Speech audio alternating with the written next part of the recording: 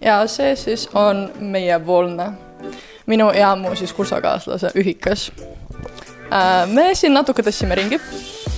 Algselt peaks olema seal üks voodi ja siin täpselt temale vastas teine voodi. Aga me tundsime, et need voodi on liiga lähestikku. Seega me liigutasime kohe esimesel päeval natuke ringi. Kell 11 öösel, kui peaks olema öörahu. Aga pole hullu. Nad vist keegi ei saanud meie peale pahaseks. See siis põhimõtteliselt on siin minu pool. See on minu laud ja minu voodi ja see on mu toakaaslase pool. Ja siis see on meie ühine osa siin. Ja oleme ka natuke toonud dekoratiivseid asju. See on minu voolne.